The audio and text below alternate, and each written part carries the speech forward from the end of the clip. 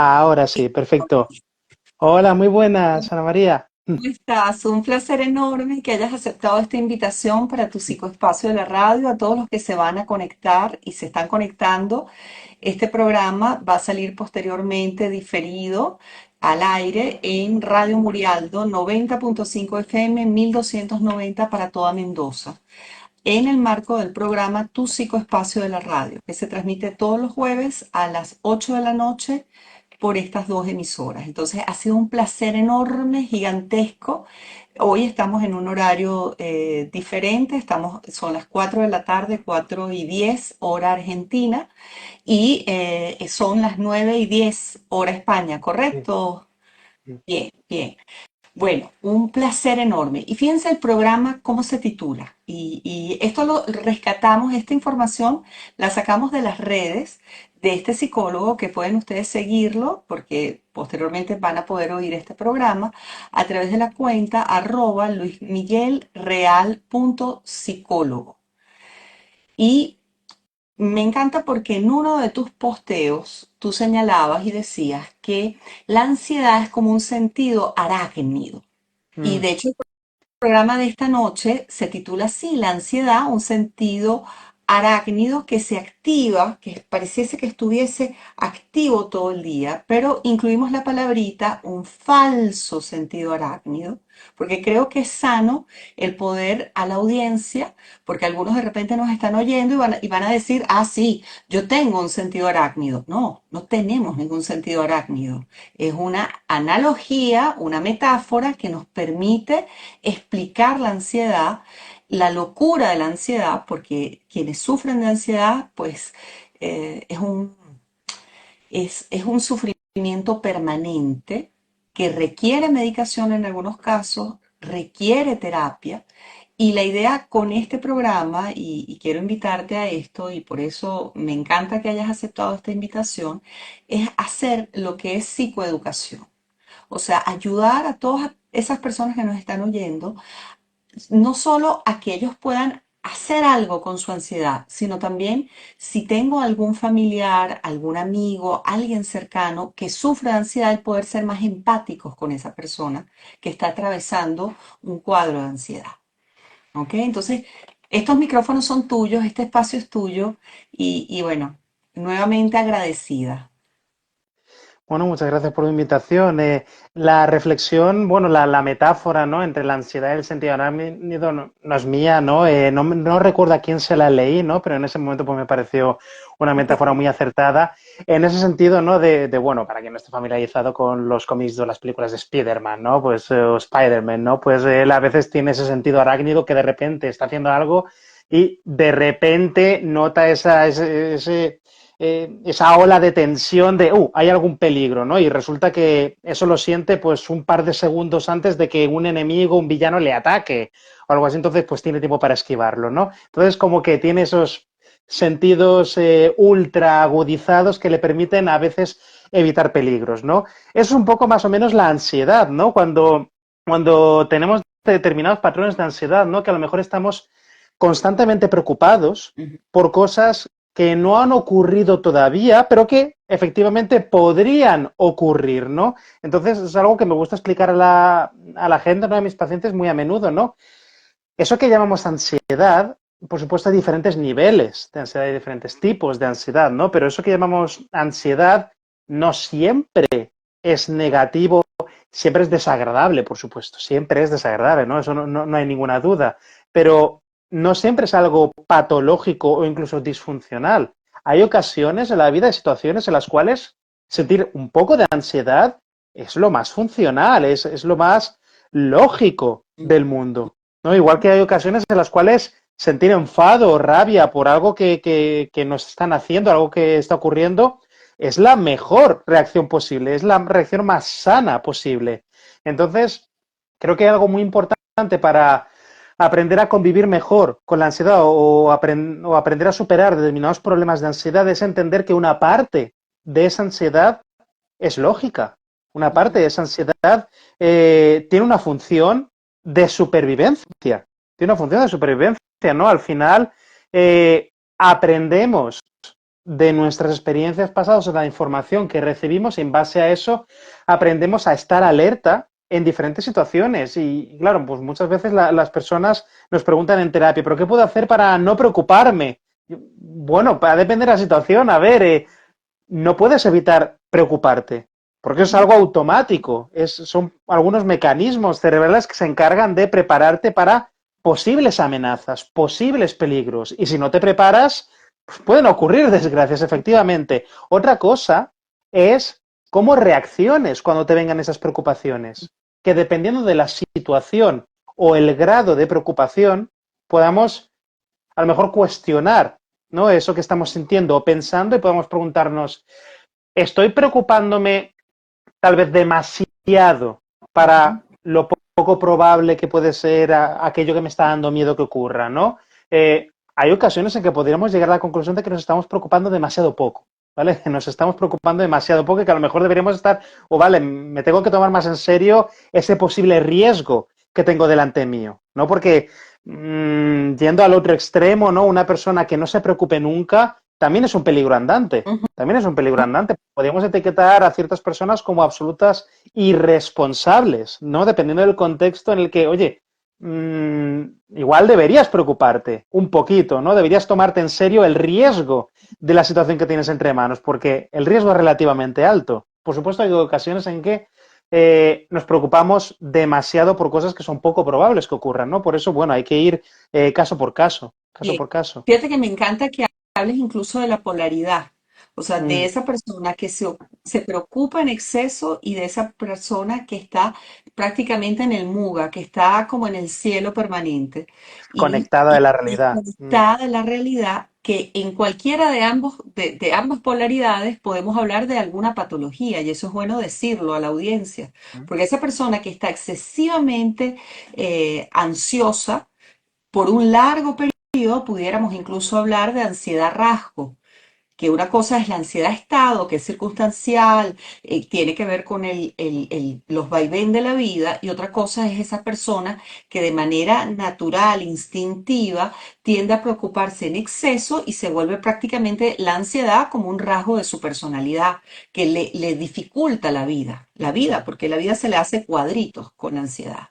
¿Ok? Entonces, pero me encanta además que hagas esa distinción, porque la otra polaridad, esa persona que no se preocupa, pudiéramos incluso estar hablando de una depresión, el inicio de una depresión. Te pregunto. No se podría participar en todo tipo de perfiles, ¿no? Ujú.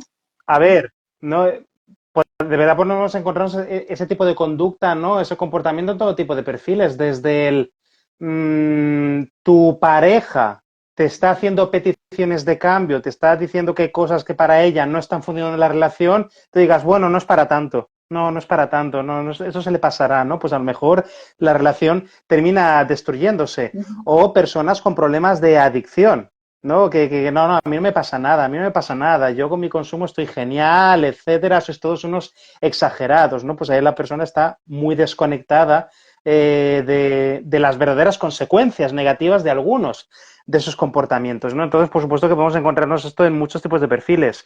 Ujú. En los últimos años, por las modas, ¿no? Y la popularidad de determinados libros de autoayuda, ¿no? De determinadas ideologías neoliberales, positivistas, ¿no? Muy centradas en eso que se ha ido llamando en estos años positividad tóxica, ese obligarnos como un dogma, obligarnos a estar constantemente contentos o fingir que estamos siempre contentos y felices en lugar de admitir que hay cosas que a veces no funcionan, en lugar de admitir que haya cosas en la realidad que no nos gusten, porque si no admitimos que algo no nos gusta o que algo nos hace sentir mal, si no lo admitimos, no vamos a tomar medidas para cambiarlo, no vamos a Ujú. tomar medidas para cambiarlo, ¿no? Una sociedad en la que, por ejemplo, hay un montón de problemas sistémicos, estructurales, que tienen que ver con la economía, con el mercado laboral, con determinadas leyes injustas, con seguridad ciudadana, con todo ese tipo de problemas que tienen que ver con la sociedad y su estructura,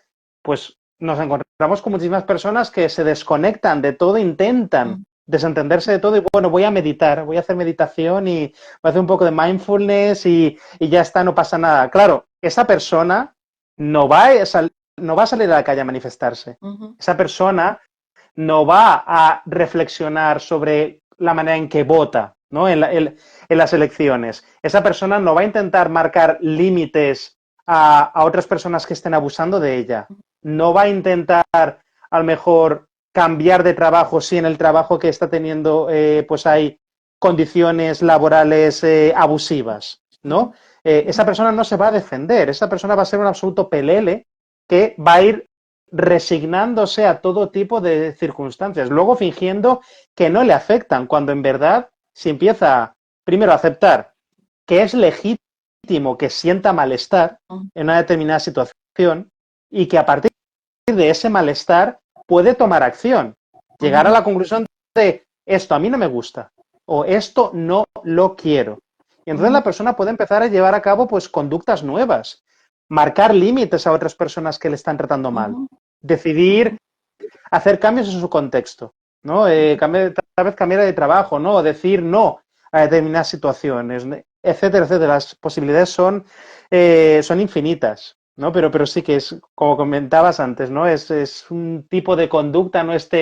No despreocuparme de todo, un tipo de conducta podemos encontrar en todo tipo de perfiles problemáticos a nivel psicológico. Ahora, cuando hablas de esta moda, ¿no? De esta moda y sobre Mm, todo en redes sociales es impresionante.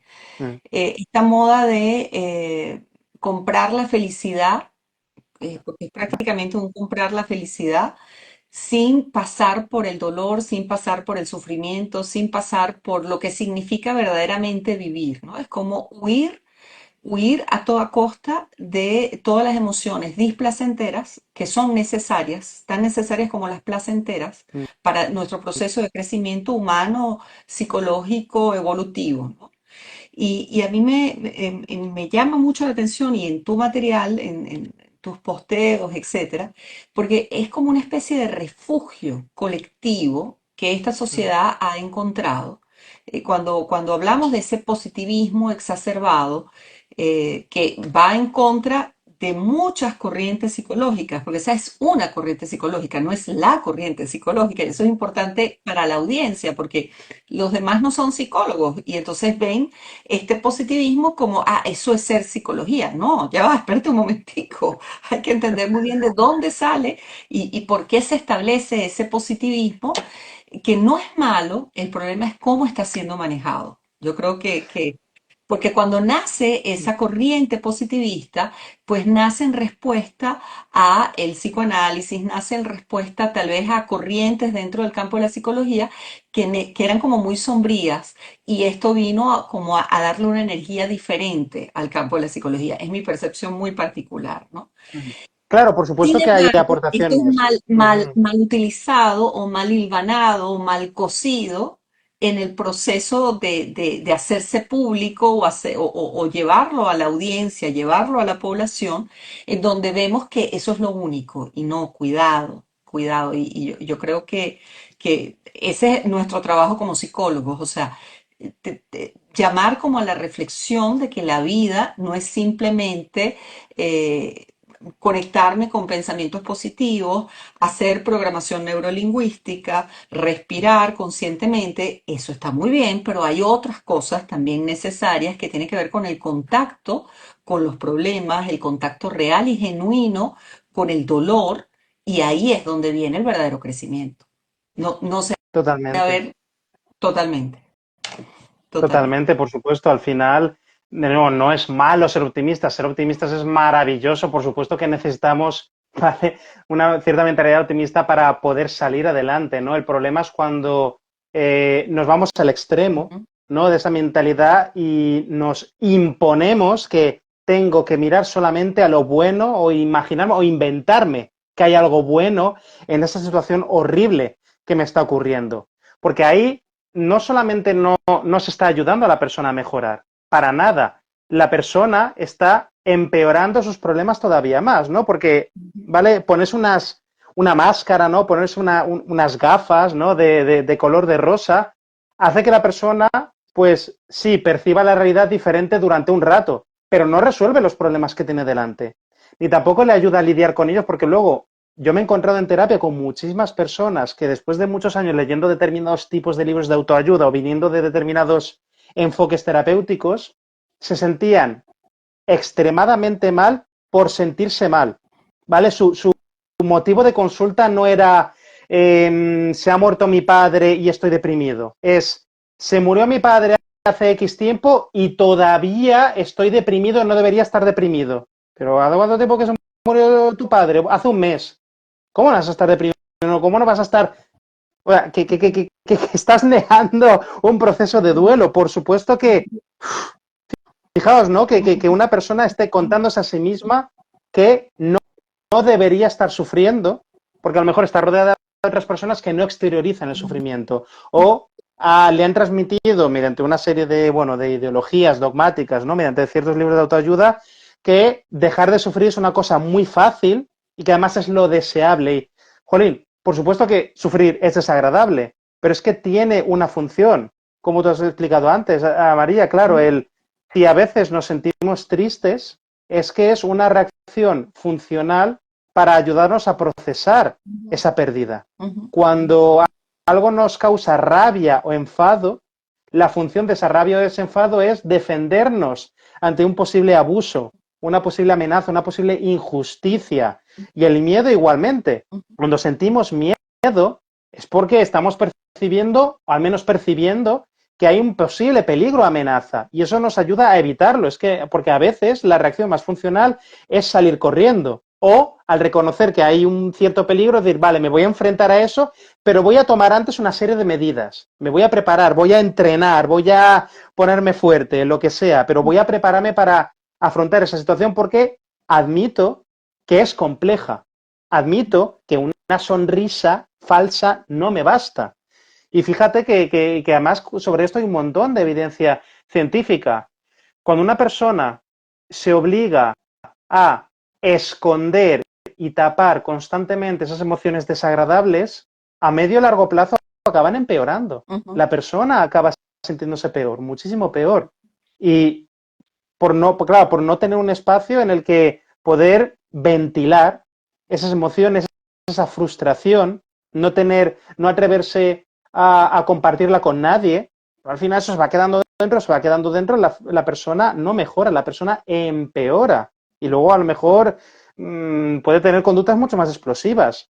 Sí. Personas que de algunos problemas de ansiedad relativamente leves que pueden empezar a convertirse en ataques de pánico o, Y o en explosiones de ira. sí, fíjate que me encanta que hablemos de los ataques de pánico porque es una consulta muy recurrente Ajá, y a mí me llama la atención si se quiere, el lugar común de los pacientes que consultan de decir, estoy ansioso y no sé por qué. O sea, ajá, manifiestan, su cuerpo empieza a hablar porque obviamente ha habido esto que acabas de señalar, donde yo busco tapar, tapar, tapar, busco huir a través de todas estas técnicas de no contacto con la realidad, no contacto con la emoción genuina, no contacto con las emociones placenteras. Entonces estoy huyendo, huyendo, huyendo, pero llega un momento que el cuerpo, que es muy sano, muy sabio, dice, no, ya va. No puedo, porque el inconsciente está ahí buscando ver cómo sale. Entonces, ¿qué es lo que me ha pasado, no? Que cuando hago la anamnesis y reviso toda la historia de vida y todo lo demás, te dicen, no, no, no sé de dónde, no sé de dónde, porque aparece como una especie de desconexión, o sea, hay como una especie de, sí, que pierdo el hilo conductor de mi propia historia, de las cosas que me han generado malestar. O ajá, sea, me auto, y bueno, estoy utilizando, inventando aquí conceptos, ¿ah? Cuidado, o sea, es como una especie, y más que conceptos, analogías. No estoy inventando conceptos, estoy inventando analogías para que sea más fácil para la audiencia. Es como una especie de desconexión, pero como que el hilo conductor neurológico se rompe. Y ajá, no hay manera de yo poder identificar qué es lo que realmente me pasa. De hecho, cuando yo trabajo en consulta, uno de los verbos centrales es el conocerse, porque me encuentro con pacientes que no se conocen, que no, que cuando tú refieres y le dices, bueno, ¿qué es lo que te genera ansiedad? ¿Qué es lo que estás pensando? No sé, pero tengo palpitaciones, sudo, me angustia, ajá, pero ¿qué, por qué y para qué? O sea, ya va, no, no sé, no sé. Me parece súper importante Cuéntame. esto que estás explicando. Sí, sí, totalmente, porque por falta de práctica, la mayoría de personas tienen problemas para identificar lo que están sintiendo, identificar sus emociones, ponerlas en palabras, ¿no? Y lo que tú comentas, muchas veces en las primeras consultas, ¿no? Las personas dicen, bueno, tengo ansiedad, pero no sé de dónde. No significa que venga de la nada. La persona, por supuesto, que tiene preocupaciones, pero la persona se ha acostumbrado a vivir tan, entre comillas, en piloto automático, ¿no? O a, o a no intentar mirarlas o no querer admitirlas, que le cuesta verbalizarlas, le cuesta fijarse en ellas. Y muchas veces parte del trabajo terapéutico en las primeras sesiones es ir ayudando a la persona a ir haciendo ese ejercicio de voy a dar una palabra para nombrar aquello que estoy sintiendo. Primero desde las emociones más básicas de esto me gusta, esto no me gusta, o esto me da un poco de rabia, o esto me hace sentir un poco triste, y luego ya sentimientos algo más elaborados, más complejos, porque muchas veces nos encontramos que la gente está súper desconectada de su mundo interior porque están acostumbradas a vivir súper rápidamente como robots, y por supuesto que luego les cuesta identificar aquello que les está molestando, que les está haciendo sentir mal, porque han normalizado el vivir así, han normalizado el vivir así. Si no le ponemos un nombre a aquello que está pasando, pues no es tan fácil avanzar, ¿no? Porque, claro, al final, la ansiedad, como tú también comentabas antes, ¿no, Ana María? A veces es un aviso Ujú, de que las cosas a nuestro alrededor no están yendo bien. Ojo, ujú, suele haber como dos, ¿cómo decirlo? Dos dianas fundamentales, ¿no? Cuando trabajamos con las personas. O cambiar su conducta o cambiar el contexto en el que están, ujú, ¿no? Porque también muchas veces vienen algunas personas estresadas o con ansiedad a consulta y hay algunos profesionales, ¿no? Compañeros y compañeras de psicología que están obsesionados con el mindfulness y la meditación y lo único que dicen es, bueno, pues tienes que aprender a meditar para que te afecte menos. Claro, ahí están poniendo toda la responsabilidad del problema en la persona, de estás sufriendo porque tú le das demasiadas vueltas a las cosas, nada, tienes que meditar. Pero es que a lo mejor el origen de su problema está en su contexto. De nuevo, pues un trabajo que le estresa mucho. He leído hace unos días, ¿no? Otra noticia, ¿no? Comentando que los problemas relacionados con el estrés laboral, con el burnout, no paran de aumentar. ujú. Y eso no señala que haya un problema en la población o en su manera de lidiar las cosas. Eso señala que hay un problema estructural con el cómo se está enfocando el mercado laboral, cómo se están enfocando ciertas dinámicas que se han normalizado en el mercado laboral, en las empresas, de asumir que se puede presionar a la gente para trabajar hasta ciertos niveles o mantener ciertos niveles de productividad que no son sostenibles. Claro, cuando una persona tiene un espacio para poder admitir y reconocer que es verdad, no es culpa mía sentirme así de mal. La persona ya puede empezar a tomar medidas, porque sí se puede cambiar el contexto. Se puede cambiar el contexto de una persona. Una persona puede elegir cambiar de trabajo. O una persona puede amenazar a sus jefes con que va a mandarles una expensión laboral. O una persona puede elegir salir de una relación abusiva. Puede elegir divorciarse.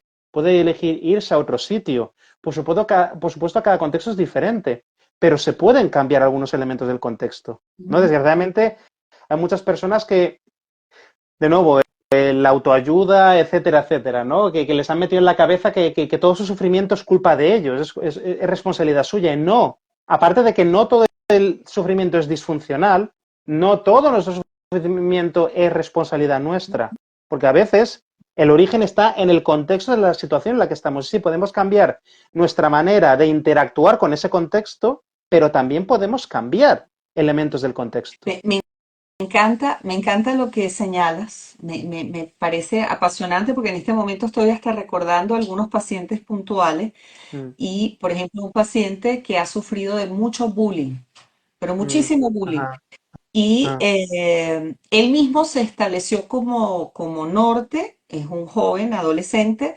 pues yo le voy a hacer frente a esta situación. Pero ha sido muy inadecuado. ¿Pero por qué? esa decisión. ¿Por qué? Bueno, porque el ambiente es tan pero tan tóxico. De hecho, hay una persona dentro de ese grupo que no lo he visto, pero para mí tiene alguna patología, porque de verdad que es gravísimo las cosas que han ocurrido. Imagino. Y ahí es donde yo digo, si este muchacho se hubiese salido de esa institución en el momento en que se hizo la recomendación profesional hace 2 años, pues él hubiese tenido una historia totalmente diferente y por lo menos ese sufrimiento se hubiese amortiguado o hubiese podido arrancar una nueva vida en otra institución. O sea, me doy cuenta, te estoy oyendo y me doy cuenta que también hay un estigma en cuanto a el yo no puedo con esto y con Claro. el tema de la ansiedad. O sea, pensando en que si decides huir, porque ven esto como una huida, me divorcio porque es abusiva mi pareja, o decido renunciar, o decido salir de esa institución educativa en donde me hacen bullying, pues como si yo fuese débil o como si yo no tuviese las herramientas para enfrentar la adversidad. Y resulta que es todo lo contrario. Es un sujeto Además, tal este vez ejemplo, sí, sí. Mm. muy inteligente, pero muy inteligente, que es capaz de salir a tiempo antes de verse perjudicado en su integridad física, porque tu integridad no es solamente lo físico, es lo físico y lo psicológico, o sea, el daño emocional después de una batalla, que generalmente son batallas que pierdes. Y eso, porque depende del otro, depende de ese contexto. Si el contexto es extremadamente complejo y es un contexto que no va a buscar ese grado de salud, sino todo lo contrario, cada vez está más enfermo, tú no eres el responsable de lanzarte una obra de, ¿sabes? Ser como el Quijote. No, ya va, sal de eso. O sea, ¿cuál es el objetivo? Me ¿Cuál es el parece objetivo súper de seguir sufriendo interesante si este el ejemplo, contexto, María. Mm. ¿entiendes? ¿Cuál es el objetivo? Y yo creo que es sanísimo que nos oigan incluso decir que puede ser heroico la retirada. Así como el quedarme y luchar puede ser tan heroico como retirarme. Y eso lo hacen los animales. Y a mí me encanta relacionarlo con la neurociencia. ¿Qué es lo que ocurre, por ejemplo, con un animal? Un animal cuando ve el peligro, automáticamente su sistema básico, que nosotros tenemos ese mismo sistema que tiene el reptil, hace un análisis en fracciones de segundo, milésimas de segundo, en donde si el animal ve que hay la posibilidad de ganar la batalla, de ganar la situación, él decide atacar. Pero si el animal ve que hay la posibilidad de que él salga perdiendo, el animal huye. Entonces nosotros los seres humanos igualmente tenemos ese sistema instaurado en nuestro sistema bien primario, básico, en nuestro cerebro reptil, de poder incluso ver una situación y decir, aquí voy a perder. Esto es una batalla perdida. Aquí lo más heroico es retirarme, huir. Y eso puede ser, de verdad, tu salud mental. Puede ser la diferencia entre estar sano o estar enfermo. Entonces, Totalmente. Totalmente. Hay situaciones en las cuales lo más inteligente es retirarnos. Me ha parecido muy interesante el ejemplo que has puesto antes sobre una situación de bullying, ¿no? En que, pues por ejemplo, es verdad que una de las opciones que se nos ocurre es, vale, pues la víctima que se vaya a otro sitio o lo que sea, podría ser una opción. Pero también otra reflexión alternativa, ¿no? Que muchas personas no consideran es, oye, ¿por qué la víctima tiene que además revictimizarse y ser ella la que se va? ¿Por qué no involucramos al instituto, al centro educativo, que se responsabilicen de por qué estás permitiendo que haya una situación de bullying en este centro educativo? Porque es la víctima la que tiene que ir y no son los abusadores los que sean castigados o se tomen medidas, haya un protocolo de actuación, etcétera, etcétera. Es decir, al admitir que el contexto nos afecta, se nos abren más posibilidades y oportunidades de cambio. Por ejemplo, una opción, sí es verdad, es irnos de ahí, vale, me voy de esta situación, me voy de esta relación en la cual no soy feliz, o puedo también elegir afrontar directamente como esta persona me está maltratando, voy a llamar a la policía, ujú, voy a llamar a la policía, o voy a involucrar al contexto, a otros entes que hay ahí para que me ayuden contra esta persona o contra estas personas. Entonces, dependiendo de la situación, se van a abrir muchas posibilidades mucho más efectivas que simplemente decirle a la víctima, ponte a meditar y que deja de preocuparte. ujú, ujú. Perfecto, buenísimo. Ahora fíjate, para hablar de ansiedad, en uno de tus posteos, a mí me encantó, donde tú dices, hablas de los ingredientes de la ansiedad Mm. y de esta ansiedad moderna.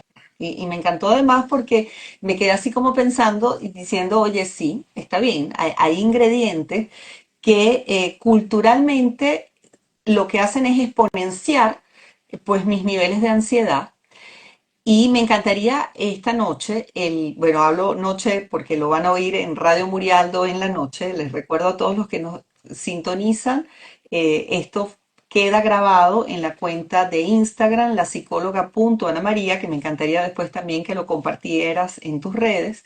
Queda grabado, pero quienes nos escuchan a través de Radio Murialdo es a las 8 de la noche que van a oír el programa. Entonces, fíjate, tú hablabas de ingredientes de ansiedad y uno hablabas de la excesiva disciplina, pero hacías como un énfasis de la rigidez, porque la disciplina no es mala, la disciplina le da orden al ser humano y nos permite ser bien productivos. O sea, la disciplina realmente es estupenda. El problema es la rigidez de esa disciplina, Ujú. la inflexibilidad que se pueda presentar a la hora de desarrollar todas mis actividades.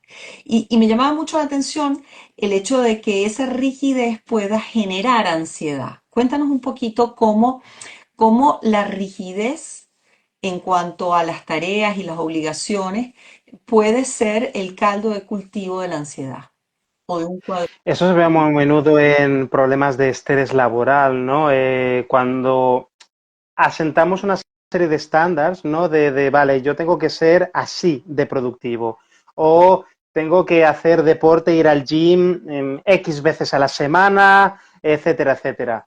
Cuando nos ponemos objetivos demasiado ambiciosos, eso no facilita que los llevemos a cabo, ¿vale? Dificulta que los llevemos a cabo, ¿no? Porque también va a provocar que nos sintamos más frustrados y que haya más probabilidades de que terminemos abandonando, que nos acabemos quemando, desarrollando pues un problema de síndrome de burnout, ¿no? Que dicen muchas veces, y este patrón muchas personas que nos escuchen lo van a reconocer en sí mismas, por ejemplo, nos ponemos de objetivo mejorar nuestra alimentación o hacer más ejercicio físico. Y hay personas que empiezan súper motivadas, muy motivadas, y a lo mejor se pone una meta que es muy alta, ¿no? Vale, no voy a comer nada, ningún ultraprocesado, nada que tenga azúcar, absolutamente nada. Y voy a ir a hacer ejercicio intenso 5 o 6 días a la semana. Y es posible que la persona aguante la primera semana, pero la segunda o la tercera va a sentirse miserable y va a tener unas ganas inmensas de romper esa disciplina y en cuanto la rompa, en cuanto esté 1 o 2 días sin ir al gym o un día coma un poco de pizza, un donut, va a sentirse miserable, va a sentirse súper culpable, va a empezar a contarse a sí misma que a lo mejor no tiene fuerza de voluntad, que es una fracasada y es posible que abandone el hábito completamente y esté varios días o varias semanas sin hacer ejercicio, sin comer ensalada, sin comer verduras, ¿no? Porque se siente extremadamente mal consigo misma porque ha ido con demasiada fuerza esa disciplina, ese control, ese exceso de control, ese exceso de rigidez, paradójicamente puede multiplicar las probabilidades de que fracasemos. Sin embargo, cuando establecemos unas metas que sean más realistas o que haya cierta flexibilidad, es mucho más probable que disfrutemos de lo que estamos haciendo, que disfrutemos de ello, que es importante, que seamos conscientes de los logros, ¿vale? Que vamos consiguiendo y que, por supuesto, si hay algún día que no podamos hacer lo que habíamos prometido hacer o, ¿vale? O no queramos, ¿vale? O no podamos, por la circunstancia que sea, que no nos sintamos culpables, porque muchas veces objetivos o sistemas, hábitos construidos sobre la culpabilidad y el castigo, ¿vale? No suelen funcionar tan bien como muchos gurús de la motivación se piensan, ¿no? Eh, por ejemplo, si una persona se pone de objetivo mejorar su alimentación o tener un estilo de vida más sano, hacer más ejercicios, más a menudo al gym, oye, pues en vez de ponerse de objetivo ir 6 días a la semana al gym, ¿qué tal? Oye, voy a ir un mínimo de 2 o 3 veces y si me apetece ir más, maravilloso, pero Si, yo qué sé, si voy el lunes y el martes al gym y el miércoles no me apetece porque estoy cansado, no me voy a machacar, no me voy a maltratar mentalmente. Al contrario, voy a decirme, es verdad, necesito un día de descanso, muy bien, y puedo volver al gym o el jueves o el viernes y ya está, y no me voy a sentir culpable por ello. Al contrario, me estoy dando descanso. Porque ese es otro problema de ser demasiado rígidos con la disciplina, que no permitimos que haya suficiente descanso. No nos gusta admitir que necesitamos descansar. Cuando trabajo con personas que están estudiando, ¿no? Que están en temporadas de exámenes, ¿no? Y a lo mejor me preguntan, pero ¿cómo puedo hacer para mantener la atención más tiempo? Es que no me concentro y me distraigo muchísimo. Y yo les pregunto sobre sus hábitos de estudio. Y a lo mejor me dicen que han intentado estudiar 10 horas al día. Y, pero ¿cómo vas a hacer eso? Tu cerebro no puede estar tanto tiempo estudiando, siendo productivo. Es que no es sostenible. O a lo mejor me cuentan que empiezan muy temprano por la mañana, intentan estar 4 o 5 horas seguidas estudiando, leyendo, memorizando. Y yo, eso no es sostenible. No, necesitas introducir descansos como tarde, pues cada hora u hora y media como muy tarde, pero quieras o no, pues tu cerebro necesita una serie de descansos porque tiene una capacidad cognitiva limitada, tiene unos recursos limitados. Sí. Y, vale, y por evidencia científica sabemos que dependiendo de la tarea necesitamos una pausa cada media hora, una hora, 50 minutos está muy bien. Por ejemplo, es la razón por la que yo al menos soy incapaz de tener sesiones de terapia que duren más de una hora. Yo necesito esa pausa mental, ¿no? Para despejarme, ir al baño, este tipo de cosas, porque si no, es insostenible. Y muchas veces las personas no consiguen ser tan disciplinadas como les gustaría porque esa disciplina que quieren tener es insostenible, es irreal. Nadie puede sostener de manera realista eso que ellas intentan conseguir. Y fíjate que hay miles de ejemplos hoy en día, cosa que es excelente que esté saliendo a la luz de estos deportistas de alto rendimiento, Ajá, que cada vez más aparecen justamente por esto que señalas, estos programas de entrenamiento que terminan siendo antihumanos, ajá, que puedo tener un excelente rendimiento físico, pero mi aspecto emocional no acompaña a ese rendimiento físico. Entonces, a ajá, la hora de la chiquita, a la hora de la competencia, pues te encuentras con un atleta a medias que es capaz de renunciar a siendo, por ejemplo, medallista de oro. O sea, hay muchísimos casos ahorita en este momento, o sea, se me ocurren ahí, pero es increíble y a cada rato aparecen más. Entonces tiene que ver con esto, con esta rigidez, ¿no? Y cómo la ujú, rigidez termina siendo eh, si se quiere, un arma que pareciese que va a tu favor, pero pudiese ir en contra. Pudiese ajá, ser un arma que termina afectando tu propia vida, tu propia ajá, calidad de vida. totalmente, Bien, ahora fíjate, totalmente. también hablabas de los ingredientes, hablabas del multitasking. Estas personas que tienen que sentirse como pulpos, que hacen 8 o 5 cosas a la vez, simultáneamente, que tienen que sentir además que su vida es altamente productiva y que puedo estar en 5 o 6 cosas simultáneamente. Y cómo esa percepción de sí mismo puede ese modelo, y vuelvo a lo que referías, me pongo un modelo muy alto que es inhumano y que no compagina con lo que yo puedo efectivamente hacer. Háblanos un poquito de ese multitasking y la El ansiedad. multitasking es un mito. El multitasking es un absoluto mito. No existe el multitasking, ¿vale? No podemos prestar atención a varias cosas a la vez. Y esto se ve muy a menudo, pues cuando la gente afirma que tiene problemas para concentrarse, mantener la concentración, ¿no? Pues solemos hablar también de los distractores, ¿no? Vale, ¿con qué te estás distrayendo? Y el distractor más común hoy en día, pues es el móvil, los celulares, ¿no? Las nuevas tecnologías. A lo mejor alguien está intentando estudiar y se pone a mirar el móvil o abre otra pestaña en Google para mirar las redes sociales o lo que sea. Y muchas personas están realmente convencidas de que son capaces de ir llevando varias conversaciones a la vez o varios asuntos a la vez, varias tareas a la vez, pero eso es imposible. Lo que realmente vamos haciendo es que fijamos la atención en una tarea y luego la fijamos en otra. Pero es que además es una cosa súper curiosa, la atención, la capacidad de concentración, hay un building up, ¿no? Hay ¿vale? Va aumentando, va intensificándose cuanto más tiempo pasamos en una sola tarea. Ujú. Entonces, este obstáculo, este problema con que se encuentra mucha gente es que a lo mejor, no sé, estoy intentando hacer algo en ordenador, ¿no? Estoy preparando un email de la newsletter y entonces me distraigo y pienso, voy a mirar Instagram, ¿no? Ahí lo que ha ocurrido es que yo al cambiar de tarea, a lo mejor mientras estaba escribiendo un email de la newsletter, un post o lo que sea, después de varios minutos, mi atención había ido mejorando. A lo mejor al primer minuto había estado como, después de 5 minutos, pero después de 10 o 15 minutos concentrado, ya me sentía mucho más creativo, mucho más productivo, ya tenía mejores ideas. Pero entonces interrumpo esa tarea para irme a mirar, yo qué sé, Twitter durante un minuto, como he interrumpido la tarea, ese alto nivel de atención que yo había conseguido en la tarea anterior no se traslada.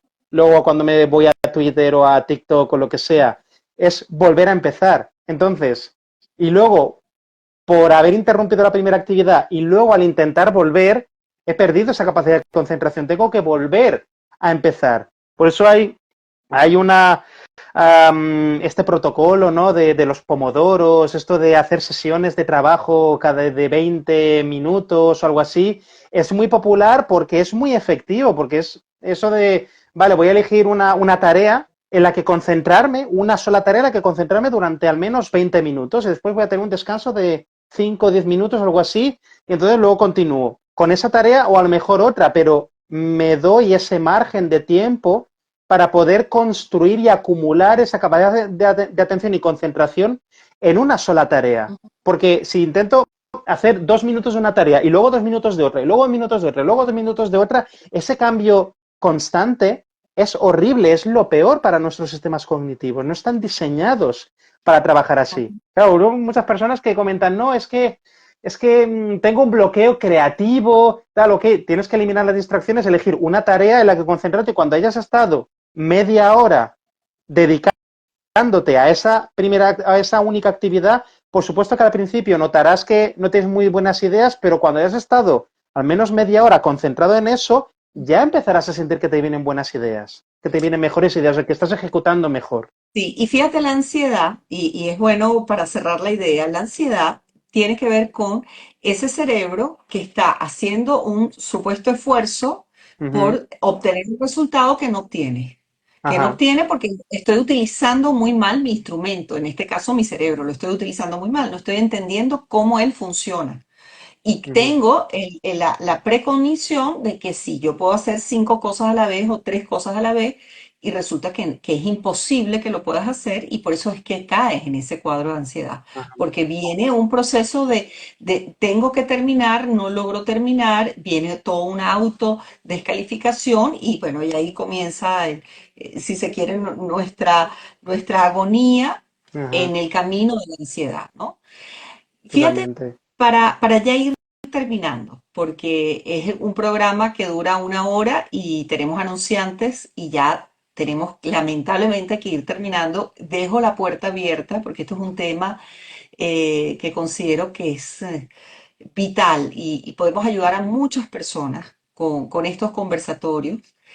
Me encantaría que podemos como cierre. Y fíjate, yo quisiera volver al cierre con el título del programa. No sea que haya quedado un poco fallo el concepto del sentido arácnido. Ujú. Porque quienes nos escucharon, o sea, esto de sentido arácnido es, es un súper sentido que tienen las arañas y todo, porque también están los alacranes, o sea, es esa especie que tiene ese hipersentido de poder vislumbrar, ver, advertir el peligro. Y eso es súper importante, o sea, Es un es el superpoder. peligro inminente, no Ujú. es premonición, porque algunas personas que nos oyen pueden pues fantasear con el caso de Spider-Man, Mm. como que puedo tener ese sentido de adelantarme a los hechos.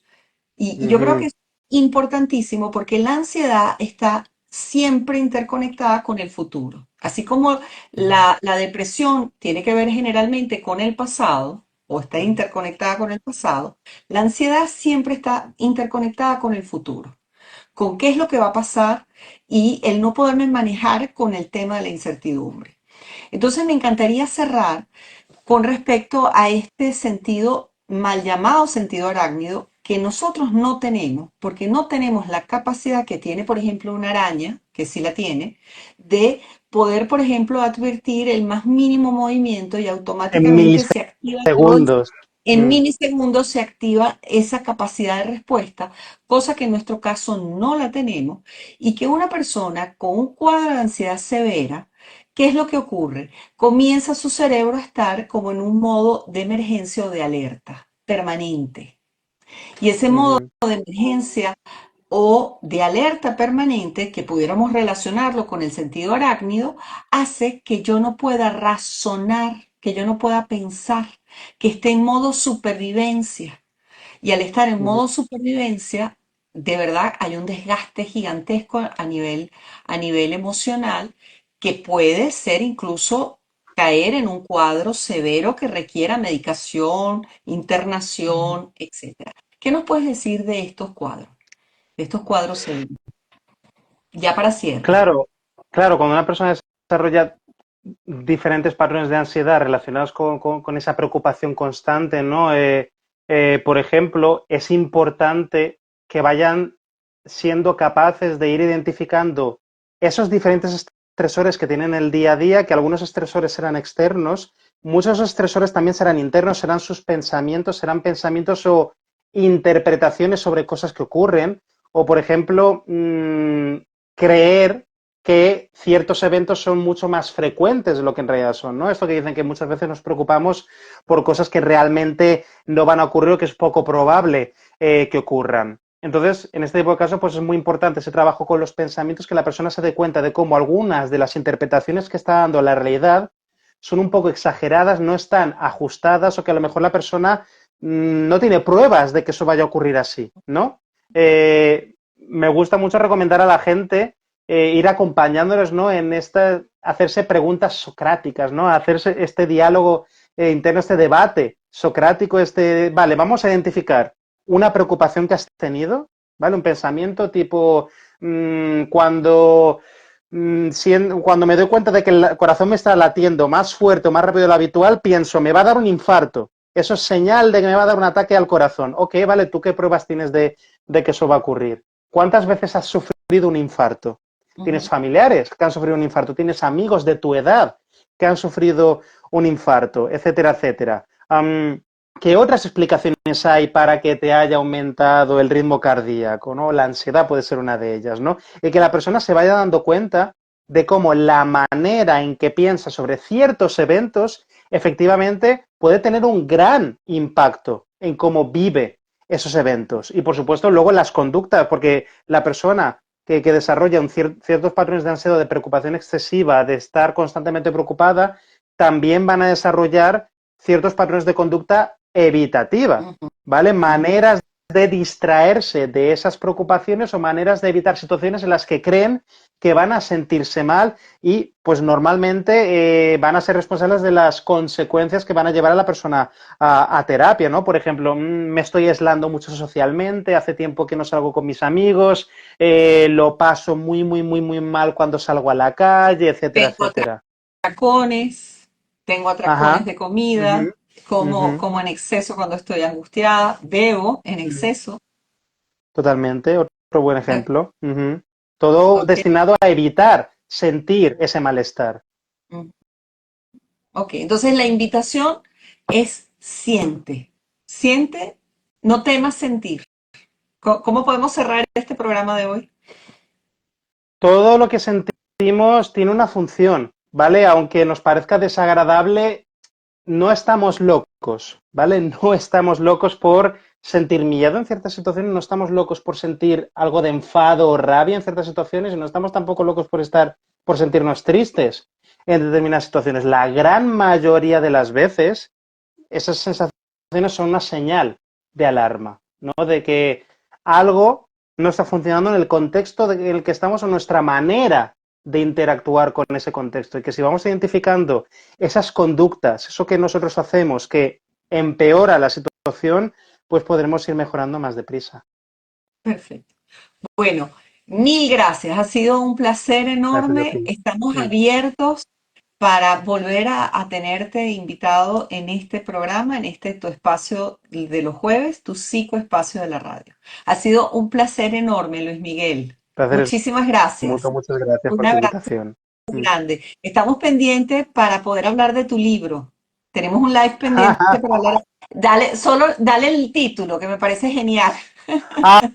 Bueno, sí, no pienses en un oso verde, que es un libro, ¿no? A ver, que sí, tengo uno por aquí, Ok. que bueno, se centra bastante en todo este tema de las emociones que, bueno, intentamos bloquear o intentamos controlar nuestros pensamientos, o desgraciadamente en la realidad no suele funcionar tan bien como solemos imaginarnos. Perfecto. No pienses en un oso verde. Te prometo que lo leo y hacemos un live con el título de tu Espero que lo libro. disfrutes, Con espero que gusto, lo disfrutes. con gusto. Un abrazo entonces, Luis Miguel. Nos estamos Un conectando. abrazo. Muchísimas gracias a todos los que Gracias. nos escuchan. Ha sido un placer enorme el que estén conectados con esta servidora, con Luis Miguel y esta servidora Ana María Shuró. Muchísimas gracias. Hasta luego.